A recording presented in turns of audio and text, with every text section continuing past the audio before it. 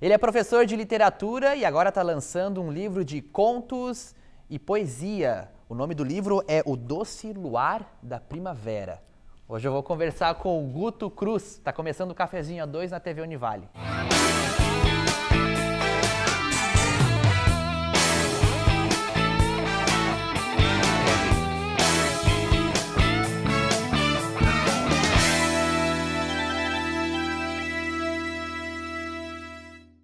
Bom, vamos dar uma olhadinha aqui, né, no livro do Guto, O Doce Luar da Primavera. Muito bonita a arte do livro, eu gostei bastante. A editora que fez tudo, não tem nada a ver com isso. Tu só escreveu, né? Eu só escrevi, o livro quem fez foi a editora. Tá, isso aqui, ó, você é professor... Primeiro, muito obrigado por estar aqui. Eu que agradeço. Você é professor de literatura lá em Camboriú, né? Isso. Você dá aula para ensino fundamental ou médio? Agora eu tô dando aula para ensino médio. Agora já subiu de nível, então. Não, eu já trabalhei com ensino médio faz tempo, mas exatamente nesse momento. Deve ser mais xarope dar aula para ensino médio, eu né? prefiro, porque daí eu não preciso me preocupar com o que eu falo, entendeu? Ah, daí você já fala uma besteira. Eu falo o que eu quiser, a hora que eu quiser, e eles preferem. Eles gostam quando eu falo besteira, né? Eles preferem. Eu já fui aluno, ainda sou, na verdade. Tá, esse livro aqui, ó, a editora, assim como era no Éden, é uma editora aqui da região, né? De Itajaí, não é? Sim, de Itajaí. E como é que foi escrever esse livro? São contos e poesias que você já tinha escrito ou você resolveu escrever um livro? Agora eu vou escrever um livro, vou fazer conto e poesia. Tipo, é um compilado de coisas que você já tinha produzido anteriormente ou foi coisa inédita, não, assim, que tu parou para escrever? É coisa que eu já tinha escrito. Na verdade, eu faço curso de letras há 8 anos. Então... Meu senhor. Dura 8 anos o curso de letras? Não. Eu que fui pulando de galho em galho até chegar na Univale. E daí, desde que eu comecei o curso, eu comecei a escrever. E no curso eu tive outros processos de produção escrita, só que antes de querer publicar eles, eu achei que melhor publicar os primeiros textos, que eram textos antigos, que eu fui escrevendo em blog mesmo, bem pessoal. Você sempre foi, tipo, esses caras que tem Tumblr, que tem Blogspot, A galera que agora quer escrever, agora tem uma oportunidade de publicar, né? Que antes, se você for publica, pensar... já tá online, né? Então... As pessoas têm acesso e tal. Isso. Eu comecei a publicar no Blogspot. Tinha o meu blog lá e eu escrevia aquelas coisas que eu sentia na hora, sabe? Aquelas sofrências, eu comecei a publicar assim. E fui mostrando para alguns amigos, né, alguns conhecidos, o pessoal foi gostando e isso vai estimulando a gente a escrever mais, né? Então, quando eu decidi fazer o Doce Luar da Primavera, na verdade, foi uma oportunidade de publicar esses textos antigos para que eu pudesse me reconhecer também como uma pessoa que escreve, como uma pessoa que gosta, para poder seguir o meu caminho dentro dessa área. Mas tu precisava disso mesmo, então, para mostrar, ó, gente, eu sou professor de literatura e eu tenho um livro publicado, tá aqui, ó, o meu livro, ó. Seus alunos, vocês não têm livros, eu tenho. Isso aí. Isso mesmo. É mais ou menos isso. Principalmente meus alunos participaram do processo de produção do livro. Ah, é mesmo? Eu trazia os contos para eles, mostrava algumas curiosidades que eu queria saber o que eles achavam. Então, eles participaram do processo. E foi o que eles mais gostaram de ler durante todo o ensino médio, foi esse. Porque... Então, você é um professor que é gostado pelos alunos, né? Eles gostam de mim. E eu gosto muito deles, assim. A gente tem uma troca muito legal em sala de aula. Porque se não fosse, você não ia se sentir à vontade para mostrar os textos para eles. Exatamente. Né? Então, assim, por exemplo, tinha texto que tinha palavrão. Sei lá, aconteceu uma situação ali, entendeu? Daí, o que vocês acham disso? Pesado ou não para colocar no livro? Pesado, Guto, tira. Então, foi bastante... Eles foram minha curadoria, assim, sabe? É importante, né, ter esse retorno. Até porque eles são meu público-alvo, então... Tu escreve para adolescente? Eu escrevo pra mim. Bem egoísta. Adolescente, né? Eu sou um eterno adolescente. Mas você pensa num público-alvo, então? Não, eu penso em mim. Depois, na hora de publicar, a gente tem que pensar, né? Tudo isso vem à tona, até porque o livro foi contemplado pelo edital da Fundação Cultural. Então, eu precisei especificar lá um público-alvo e definir os textos que cairiam para esse público. Então, quando eu defini isso, eu já levei para os meus alunos e disse, o que vocês acham desse, e desse, e desse. Tá. Então, tudo isso foi compondo as minhas aulas de literatura e foi uma troca muito legal, sabe? Você, por exemplo, mostrava textos teus nas tuas aulas como exemplo, alguma coisa assim ou não? Por exemplo, a gente está falando sobre intertextualidade. Um texto que conversa com outro. Então, eu levava o meu, e mostrava como eu fazia, para depois mostrar como acontecia na história da literatura, para que eles pudessem aprender e pegar o conteúdo. Então... E você não se sentia um pouco envergonhado, assim? Porque às vezes quando a gente está lá no nosso íntimo, a gente escreve um negócio, e aquilo é uma coisa muito pessoal nossa, né? Aí quando você leva como professor, você não sentiu um certo desconforto durante esse momento? Assim, quando eu comecei a mostrar meus textos, sim, porque tem muita coisa que é muito pessoal, né? Mas é aquela coisa da literatura, né? A gente só não escreve ali e já tá pronto, né? É um troço que tem um trabalho, 10% é inspiração, já dizia o Manuel de Barros, um poeta. 10% é inspiração, o resto é trabalho. Então acaba que a gente tira um pouco da nossa personalidade também com esse processo de adaptação do texto, Porque sabe? explicar de onde vem o texto é um negócio meio chato, né? Por É, exemplo, isso é chato. eu tô lá escrevendo, ó, isso aqui, ó, foi quando eu tomei 5 doses de tequila e acordei semi-nu na praia. Sabe? É uma coisa assim, muito íntima da gente, né? Exatamente. Então, assim, daí na hora que a gente vai compor o livro, por exemplo, tinham livros, textos em primeira pessoa. Sou eu falando sobre mim. Vamos mudar isso aí, vamos botar uma personagem, vamos inventar um enredo diferente e o negócio ganha uma outra vida, uma outra forma e um outro olhar. E daí isso já muda e já tira um pouco do Guto dentro da obra. Coloca um pouco da pessoa que vai ler ali dentro. Isso gera uma intimidade deles com o texto também. Então sai um pouco do meu pé, sabe? Entendi. Mas você precisa estar muito inspirado para escrever? Por exemplo, a inspiração. Você consegue escrever num dia que você não está inspirado? Não. Tipo, mecanicamente dizendo? Não consigo. Até eu tenho um problema bem sério com isso. Porque eu tenho uma coluna de educação no jornal e eu tenho que mandar o texto toda terça. Chega terça, eu escrevo na pressão. Porque eu não consigo parar no final de semana, não. Hoje vamos ver todas as matérias, vamos buscar alguma coisa. Porque eu preciso fazer um estudo para daí botar minha opinião. E isso demora muito. É um processo de... Mas são textos de opinião, então? Daí sim, lá Aqui sim. a gente está falando sobre sentimentos. Aí isso é poesia, né? Então é uma coisa do coração. Isso, é uma coisa muito intimista. Tá. Mas então, e nesse caso aqui, para escrever isso, então precisa estar com aquela sofrência, com aquele aprendizado, aquela bad. Aquele domingo à tarde que você está sozinho em casa, exatamente. Ninguém, não tem uma alma para você sair. Nada. É horrível, ninguém me né? responde no WhatsApp. Aquele azulzinho. Aquele azulzinho dói na alma, aquele azulzinho. Né, James? James? O James tá aqui chorando aí, não teve uma sacanagem. Daí, daí continua. Qual o texto aqui? Teve coisa que você deixou muito, você reeditou aquilo para ser publicado? Porque você escreve um negócio e fala, mas isso aqui tá muito pesado aqui, eu vou tirar isso aqui, a galera vai causar um certo desconforto. Às vezes o desconforto é bem-vindo, às vezes o desconforto não é bem-vindo. Exato. Teve isso? Teve isso. Tem um texto aí, por exemplo, que é um romance, etc. E o casal, por exemplo, acaba, né, vai além. Só que isso não dá pra colocar num livro, quer dizer, até dá, né? Se a gente for falar em funk, for falar em, né? Se a gente for falar em Bruna Surfistinha. Que não se preocupa com a linguagem, mas eu sou professor, né? Daí sobe uma responsabilidade um pouco mais diferente. Então, é só mudar a linguagem. Então tem essa preocupação de, eu sou um professor e eu não posso escrever. Tem. Porque eu tô educando, né? Então, querendo ou não, a gente tem que selecionar o que é melhor para o nosso aluno. Tu sempre quis ser professor? Sempre. Na verdade... eu senti uma dor na alma de falar na isso. verdade, assim, quando eu saí do ensino médio, eu queria fazer publicidade, jornalismo, alguma coisa nesse sentido. Esses cursinhos mais ou menos, né? Não, essa área da comunicação. Eu gosto muito da comunicação. Só que... O programa vai ser cancelado, talvez. Corta. Só que daí a minha mãe fez letras, minha irmã fez letras. Lá em casa, desde que eu sou criança, as letras já eram presentes. Então, essa coisa do livro, da poesia, cresceu comigo. Quando eu precisei, né, decidir o curso que eu ia fazer, por que não tentar letras?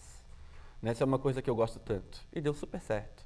Eu não queria, na real, por causa do salário, a gente sabe que o professor ganha uma miséria, né, que a vida do professor não é fácil, mas eu sou muito feliz fazendo o que eu faço. É mesmo? Então... então por isso que você... então por isso que eu me amarro, assim. São 8 anos fazendo curso, são 8 anos dando aula. E são 8 anos gostando. E você já começou, assim, sem estar formado a dar aula, assim? Eu comecei a dar aula com 17 anos. Meu Deus. Mas é que falta gente, cara. Não tem né? Não tem gente pra dar aula. O pessoal não quer. Vai o primeiro que aparece e vai, né? Exatamente. Vai. Deixa o RG aqui e começa a trabalhar Exatamente. Então, assim, já dei aula na Prefeitura de Itajaí, Secretaria de Educação, escolas particulares, porque falta gente.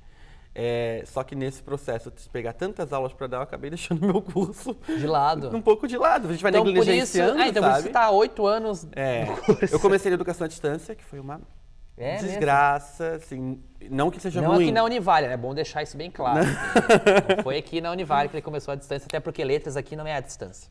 Era no começo, tá? Era no começo, mas foi aqui? Putz! Essa parte Não, você pode cortar. mas o gente. problema é meu, mas o problema foi meu. Ah, é? Não é do curso. O problema Não foi meu. do curso? Não, o problema foi meu, eu não me adaptei. Ah, Eu não me adaptei, tinha acabado de sair no ensino médio. você precisava estar ali Da figura do presente. professor, sabe? Daquela coisa do dia a dia. A gente precisa disso. E daí, pelo menos eu precisava. Daí acabei de sair do ensino médio. Eu comecei numa educação à distância onde eu não sabia como lidar. Fui levando com a barriga, fui não sabendo, né, como estudar daquela forma. Daí eu saí do curso da Univale para outra instituição, também não deu certo. E quando abriu presencial para a Univale, daí eu vim com tudo. Ah, então vai, pá! Agora vai. Agora vai. Agora vai. Ainda não foi. E deu pra aproveitar alguma coisa? Do quê? Do outro? É. Deu. Eu trouxe algumas disciplinas, aquelas que eu já tinha feito que eu não tinha gostado muito, eu queria fazer de novo. Muitas eu refiz, por prazer mesmo, principalmente a parte da literatura. Se eu não tivesse refeito, eu não teria aprendido tanto em questões de literatura, em questões de produção escrita, de formação de leitores. Então, graças a Deus, eu tive essa oportunidade de fazer de novo, sabe? E o curso da Univale realmente é muito bom. Tem o PIBID, que é um programa para formação de professores, tem o ProLer, que é maravilhoso para formação de mediadores de leitura. Então, se eu não tivesse vindo parar aqui, eu já teria com meu diploma há muito tempo atrás, só que não com a mesma carga, com a mesma bagagem que eu tenho hoje. Né? Então, eu acho que são 8 anos. Você gosta tanto que você não quer nem se formar, né? A minha formatura era para agora, começo do ano, não mais. Não, vai Dei ficar, mais vai uma deixar, adiada. vai deixar mais um pouquinho, então. Tive que adiar mais um pouco aí por causa do livro, por causa de outros problemas, acabei deixando um pouco para depois. Só que também o processo de formação de professores é muito difícil no Brasil. É? É muito difícil. A gente tem pouco incentivo, o curso é pesado. Pedagogia, tu disse? Todo letras, pedagogia, matemática, história, são cursos que não são fáceis e as pessoas acham que, ele faz licenciatura, sabe? E não é bem assim. Não é bem assim. A gente está ali aprendendo a formar alguém, a gente está ali aprendendo não só o nosso conteúdo, literatura no meu caso. Eu estou ali aprendendo sobre pessoas, sobre processo de formação delas, sobre processo de crescimento delas. Isso A aula de literatura é a minha favorita em toda meu histórico escolar, tá? Então eu sou muito honrado. Tu gosta de ler? Eu gosto de ler e gosto de aula de literatura. É legal. Eu vou um dia assistir uma aula tua. Vai, porque eu me divirto muito dando aula, sério. É mesmo? Eu me divirto muito. E o aluno, ele sente quando o professor está se divertindo. Não dá para enganar o aluno. Não dá. Mas dá pra, aqui ó, o livro dele, ó, dá pra ler o livro dele. Dá pra ler, vai aprender um monte de literatura O Doce Luar da Primavera, do Guto Cruz. A editora é Assim Como Era no Éden, o nome da editora. É um livro de contos, poesias, um livro muito bacana. A gente tá conversando aqui com o Guto Cruz. Daqui a pouco a gente volta com mais papo. Você não sai daí.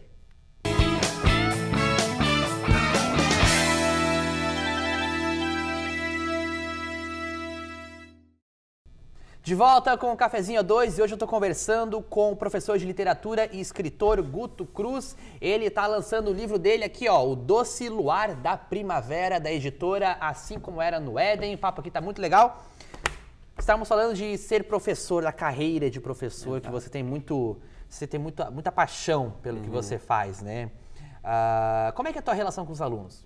Cara, Eles fazem umas festinhas, se chamam assim, te adicionam no Face, que hoje a relação de professor assim, e aluno não é como era antigamente, né? Que era uma coisa mais rígida, mais impessoal. Hoje o professor é um cara brother, assim, tem um lado muito bom. Às vezes deve ter algum lado negativo, eu acredito, mas eu acho que isso só melhora a educação e facilita o processo de aprendizado, né? Assim, quando a gente fala na figura do professor, a gente está falando de uma figura milenar, né? Porque é uma das profissões mais antigas que existem.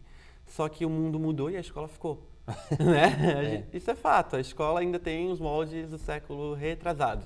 E o que tu acha que deveria mudar na escola? Primeiro, a figura do professor. O professor não é mais aquele cara rígido, dono do conhecimento. Ele não é mais dono do conhecimento. Eu não sei tudo. E nunca vou saber. Tá tudo aqui na palma da tua mão, né? Se tu quiser pesquisar... Smartphone, conhece. Isso, se tu quiser pesquisar, tá tudo ali. Então, eu tô dando uma aula e dizer que eu sei de tudo, é mentira. O meu aluno vai lá e bota no Google e ele já descobre tudo com muito mais profundidade do que eu tô falando.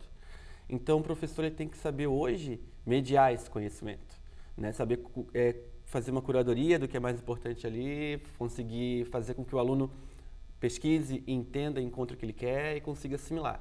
Então, essa relação entre o professor e o aluno e o conhecimento mudou. Não é mais o professor dono, o conhecimento está lá e a gente só ajuda o aluno aí. Então, é o primeiro passo. Então, nisso já muda o processo de relação entre professor e aluno, porque como eu já não tenho mais o conhecimento como meu, ele é nosso, então eu tenho que ser amigo dele, do aluno, do conhecimento, para que possa levar. Então, eu acho que a primeira coisa que tem que mudar na educação, né? Essa questão do professor se sentir livre para abusar das ferramentas tecnológicas, das ferramentas artísticas, de todas as ferramentas que existem no mundo, das tecnologias que existem, para poder levar o conhecimento para o aluno, poder fazer com que o aluno busque o conhecimento, que é o mais importante. Né? Então, mudando essa relação aí, eu acho que é o primeiro passo. E depois o resto vai. Eu acho que a estrutura também física da escola não é mais a mesma, dos conteúdos também não precisa ser mais, tem coisa que não é mais importante. Não é que não é importante. Mas cai no vestibular. Mas daí é... Isso que é a coisa chata. O sistema que daí ainda o sistema que acaba, tipo, colocando só você para decorar fórmulas e macetes. Isso é uma coisa xarope, né? Principalmente no ensino médio, as coisas elas começam a ficar muito mecânicas, né? E o aluno odeia. E o aluno odeia. O aluno odeia. Porque, na verdade, o aluno ele precisa daquilo, que ele quer passar no vestibular, né? Exatamente. Ele quer sair da escola e entrar numa universidade. E para isso ele tem que decorar aquilo e às vezes você acaba estudando só para a prova ou só para o vestibular e acaba não absorvendo aquele conteúdo, né? Eu não lembro de muita coisa que eu estudei para passar no vestibular. Exatamente, a gente esquece. E você também não foi um aprendizado, foi só uma decoreba. Foi uma decoreba. Então tu não conheceu aquilo, tu decorou aquilo para um determinado objetivo. E aí que se estraga. Mas o que tu acha, por exemplo, das universidades? Eles dão a lista de livros lá, você tem que ler os livros para poder responder as perguntas, para prestar a prova. Isso é bom para ti ou é ruim? Obriga as pessoas, querendo ou não, a ler aqueles... Os alunos odeiam. Os alunos odeiam. E assim, eu crio um monte de estratégia inovadora assim, para tentar fazer com que eles leiam um livro. Mas eles odeiam. Até fiz um feedback agora de final de ano e eles falaram, valeu pelas tentativas, mas o livro era muito chato. Eu curti isso, não gostei, era muito descritivo. Cria uma opinião sobre, legal, tudo bem. Cria um senso crítico, né? Cria. É bom também. Assim, a gente sabe que esses livros são escolhidos porque contam uma história da literatura, né? Porque eles estão ali para realmente fazer parte da nossa história e ser um lúdico dentro da história de verdade do país. Então, por isso que eles são selecionados. E a gente tem que mostrar isso para o aluno. Só que o aluno tem 15 anos. Ele mal conhece a sua própria história. Ele só conhece a Kéfera. Isso, exatamente. Então, assim, a gente leva um livro de Machado de Assis. Eles odeiam. Mas por quê? Porque eles não conhecem. Então, a gente tem que tentar fazer ele conhecer, etc. E depois, sei lá, na vida ele vai encontrar a oportunidade de esbarrar com o livro de novo. Mas é bom também o aluno saber o que ele não gosta, né? Saber o que ele não gosta, principalmente. Né? Mas os vestibulares pedem que ele conheça, que ele saiba. Então, a gente tem que apresentar. Mas a gente apresenta. Eu vejo que depois, durante a vida, ele tem a oportunidade de ler de novo. Você sempre teve muita paixão por ler?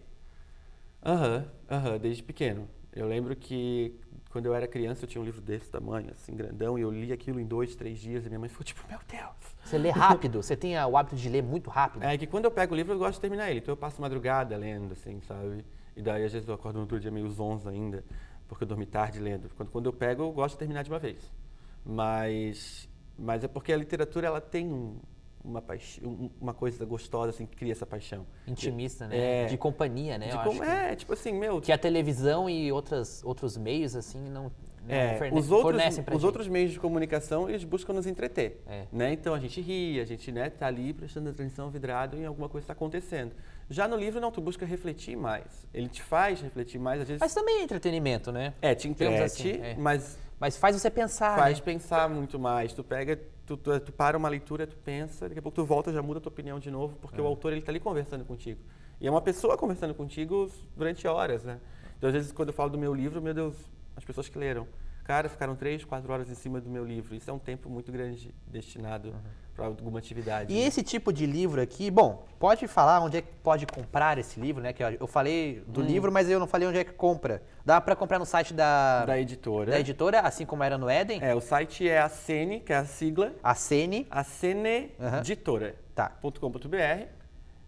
Tem também ele à venda no shopping de Itajaí, no shopping de Balneário, aqui na região, né? A gente fez o lançamento semana passada aqui no Teatro Municipal e foi muito legal mesmo. Você deu autógrafos, né? Ai, adorei! Você fez aquela coisa, eu sou escritor. Nós fizemos uma peça de contação de histórias do livro. Então, eu fiz contação de histórias da Univale, no Prolê, no Contarte. Então, a gente conseguiu reunir um elenco bem legal, que era do Contarte, uns artistas da região, tipo a Violeta, o Rise, o Coral Univale, performance de circo. A gente, com todas essas múltiplas artes, a gente tentou fazer uma contação de histórias do livro. porque eu sei que as pessoas não gostam de ler. Então, eu tentei levar um outro tipo de leitura, Sim. despertar algum tipo de sentimento com o livro e para as pessoas buscarem essa leitura. Então, o lançamento foi realmente lindo. Eu fiquei muito feliz com os resultados, assim. E daí agora está disponível para todo mundo.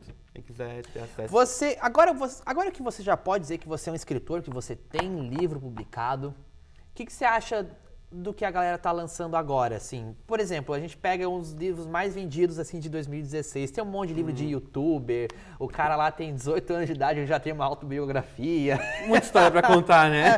Muita história pra contar. Ah, é o meu primeiro todinho, a minha primeira aula de matemática, enfim.